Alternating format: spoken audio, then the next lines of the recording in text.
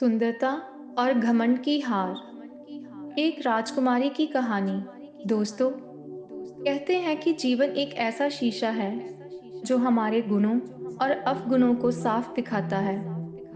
पर कई बार यह शीशा अहंकार की धुंधली मैल के साथ मैला हो जाता है।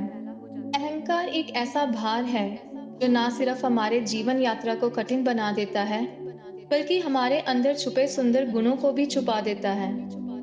कई बार किसी व्यक्ति का घमंड उसकी सुंदरता, दौलत या समर्था की वजह से ऊपर जा बैठता है। पर क्या अहंकार सदा के लिए टिकता है? क्या किसी के जीवन में अहंकार के राज को हकीकत की मिट्टी गिरा सकती है? ये कहानी हमें ऐसा ही कुछ बताएगी, जहां अहंकार की बर्फ पिघलती है और नम्रता की गंगा बहती है। आइए एक प्यारी सी कहानी से समझते हैं। एक राजकुमारी अपने पिता की इकलौती संतान थी। वो इतनी सुंदर थी कि उसकी सुंदरता के चर्चे और राज्यों में भी होते थे। सुंदरता के साथ साथ और भी कई गुण थे, पर सारे गुणों और पिता के लाड़ प्यार ने उसे अहंकारी स्त्री बना दिया था। उसका अहंकार इतना बढ़ गया था कि वो किसी और को अपने सामने समझती ही कुछ नहीं थी। कई राजकुमारों ने उसके साथ विवाह करने की इच्छा जताई, पर किसी को भी वह अपने योग्य नहीं मानती थी। राजकुमारी की उम्र बढ़ रही थी। राजे को लोगों की निंदा का भी डर था। लोग तरह तरह की बातें करने लग गए, पर राजकुमारी अपने अहंकार में बहुत चूर थी। वह किसी भी राजकुमार को देखने तक के लिए भी तैयार नहीं थी, और उसका पिता यह बात सहन नहीं कर पाया। आखिर में राजे ने अपने पड़ोसी राज्य के राजा के साथ योजना बनाई और घोषणा कर दी कि राजकुमारी के आने वाले जन्मदिन पर सुबह सुबह जो भी व्यक्ति नगर के दरवाजे में सबसे पहले दाखिल होगा, उसके साथ राजकुमारी का विवाह कर दिया जाएगा, फिर चाहे वो कोई भी हो। अपने पिता का यह फैसला सुनकर राजकुमारी हैरान रह गई, क्योंकि अपने पिता का यह रूप उसने पहले कभी नहीं देखा था। सो राजकुमारी का जन्मदिन आया। सुबह सुबह नगर के दरवाजे पर सबसे पहले आने वाले व्यक्ति को सैनिक पकड़कर ले आए। वह एक फटे पुराने कपड़े पहने हुआ भिखारी था, पर वह जवान था, सुंदर था और बेफिक्र मस्त था। उसके चेहरे पर अलग ही तेज नजर आ रहा था, और बिना किसी धूमधाम के भिखारी के साथ उसका विवाह कर दिया।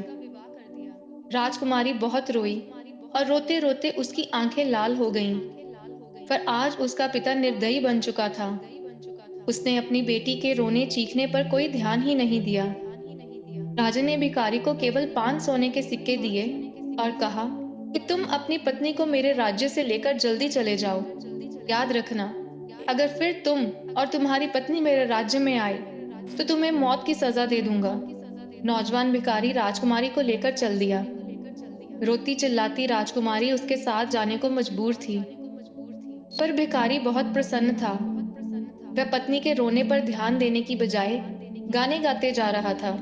ये देखकर राजकुमारी हैरान हो रही थी और परेशान भी थी।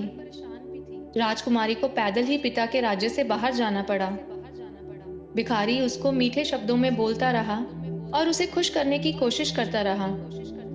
काफी दूर जाने के बाद वह जंगल में एक दरिया के किनारे टूटी फूटी झोंपड़ी में पहुंचे। भिखारी ने कहा, अब यही तुम्हारा घर है। अब तुम्हें खुद जंगल के पत्ते और लकड़ियां लानी पड़ेंगी, और जो कुछ भी मिलेगा उसको उबाल कर खाना पड़ेगा। साथ वाले गांव में लकड़ियां भी बेचने जाना पड़ेगा। मैं भी जितना हो सकेगा तुम्हारी मदद करूंगा। अब राजकुमारी का जीवन बहुत दुखदाई था, पर मजबूरी सब कुछ करवा लेती है। उसको सिर्फ एक ही सुख था कि भिखारी उसके साथ बहुत प्यार से व्यवहार करता था। सो कुछ दिन तो ऐसे ही बीत गए। फिर एक दिन भिखारी ने झोंपड़ी छोड़ दी और राजकुमारी को लेकर एक गांव में आ गया। वहां दोनों एक खंडर जैसे घर में रहने लगे। भिखारी कहीं से कुछ पैसे ले आया और उनसे मिट्टी के कुछ बर्तन खरीदे, और अपनी पत्नी से बोला कि यह बर्तन बाजार में जाकर बेच आओ। अब राजकुमारी के लिए सिर पर बर्तन उठाकर बाजार में जाना बहुत मुश्किल था, पर मरती क्या ना करती, उसको जाना ही पड़ा। भिखारी ने उसको साफ साफ कह दिया था कि अगर वह उसका कहना नहीं मानेगी, तो वह उसको छोड़कर चला जाएगा। अब बेचारी राजकुमारी बर्तन सिर पर उठाकर बाजार गई। उसे बर्तन बेचना तो नहीं आता था और बाकियों के साथ नम्रता से बोलना भी नहीं आता था। बाजार में बर्तन रख के उनके पास खड़ी रही, क्योंकि जमीन पर बैठना भी उसे बहुत बुरा लग रहा था। वहां खड़े हुए उसे थोड़ी देर ही हुई थी कि एक जवान घुड़सवार उसके पास आया। उसने राजकुमारी से बर्तनों के दाम पूछे और अभी भी राजकुमारी ने रूखे व्यवहार से दाम बताए। उसके रूखे व्यवहार से घुड़सवार वापस चला गया। मुड़ते मुड़ते उसका घोड़ा अचानक भड़क गया और घोड़े की ठोकर से उसके सारे बर्तन टूट गए। पर घुड़सवार बिना कोई ध्यान दिए वहां से चला गया। राजकुमारी परेशान होकर रोते रोते वापस घर आई। अब पति ये सब देख के बहुत गुस्सा होगा, ये सोच सोच के उसकी सांसें रुक रही थी। भिखारी आया और उसने देखा कि राजकुमारी की रोते रोते आंखें सूज गई थी। वह कुछ नहीं बोला, पर दूसरे दिन उसने कहा कि तुम्हें कुछ भी नहीं आता। मिट्टी के सारे बर्तन टूट गए। अब हम दोनों की जिंदगी कैसे चलेगी? मेरे पास एक और उपाय है। साथ वाले नगर में चलते हैं। सुना है वहां का राजा विक्रमजीत बहुत दयालु है। उसकी पाठशाला में तुम्हें नौकरी दिलवाने की कोशिश करूंगा। तुम्हारी चिंता खत्म होते ही मैं भी कोई अच्छी सी नौकरी ढूंढ लूंगा। कुछ धन इकट्ठा होने पर मैं कोई व्यापार कर लूंगा और फिर तुम्हें भी अपने पास ले जाऊंगा। राजा विक्रमजीत का नाम सुन के राजकुमारी ने लंबी सांस भरी, क्योंकि एक समय में यह राजा इस राजकुमारी के लिए शादी का प्रस्ताव लाया था और आज वह उस राज्य की रानी होती। पर उसके अहंकार की वजह से आज वह उस राज्य की रानी नहीं, दासी बनने जा रही थी। पर वहां पर जाने के अलावा और कोई रास्ता भी नहीं था। राजकुमारी नगर में गई और राज्य की पाठशाला में उसको नौकरी मिल गई। भिखारी उसे वहां छोड़कर अलविदा लेकर चला गया। यहाँ रहते रहते राजकुमारी का अहंकार भी खत्म हो गया था। उसका स्वभाव बिल्कुल बदल चुका था। अब वह बहुत नरम और मेहनती सेविका बन चुकी थी। रसोई घर की मुख्य महिला उसके काम से बहुत खुश थी। फिर बसंत पंचमी आई। राजा विक्रमजीत का जन्मदिन था। इस दिन राजा अपने हाथों से सब सेवकों को उपहार देता था और सेवकों के साथ साथ राजकुमारी को भी राज्य में जाना पड़ा। जब सब सेवकों को उपहार मिल गए, तब उसका नाम भी पुकारा गया। वह हाथ जोड़ के सिर झुका के राज सिंहासन के सामने खड़ी हो गई। राजा ने कहा कि मैं तुम्हारे काम से बहुत खुश हूँ। मैं तुम्हें अपनी रानी बनाना चाहता हूँ। राजकुमारी हैरान हो गई और बोली, महाराज, आपको ऐसी बात नहीं करनी चाहिए। क्या हुआ अगर मेरा पति भिखारी है? मेरे लिए तो वो ही मेरा सब कुछ है। उसको छोड़ के मैं किसी और के बारे में तो सोच भी नहीं सकती। वही मेरा स्वामी है। आपकी मेरे ऊपर बहुत कृपा है और कृपा करके एक उपहार करो कि मेरे पति का पता लगवा दो और उनको बुलवा दो। मैं पाठशाला में सेवा करके ही खुश हूँ। राजा विक्रमजीत चले गए और थोड़ी देर में वह भिखारी राजमहल आ गया। राजकुमारी उसे देखते ही दौड़कर उसके पैरों में गिर गई। भिखारी मुस्कुराया और बोला, राजकुमारी, मैं ही राजा विक्रमजीत हूँ और मैं ही तुम्हारा पति भिखारी हूँ। तो अब भेद खुल चुका था। भिखारी के रूप में उसे स्वीकार करने वाला खुद राजा विक्रमजीत ही था और वह थी उसकी रानी।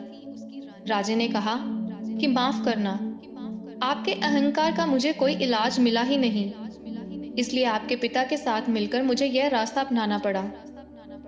सो दोस्तों, यह कहानी हमें सिखाती है कि अहंकार हमारे जीवन को कभी भी सुखदायी नहीं बना सकता।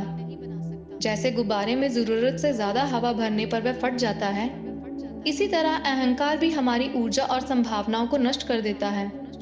जीवन में हमारी असली ताकत निम्रता, प्यार और सहनशीलता में है।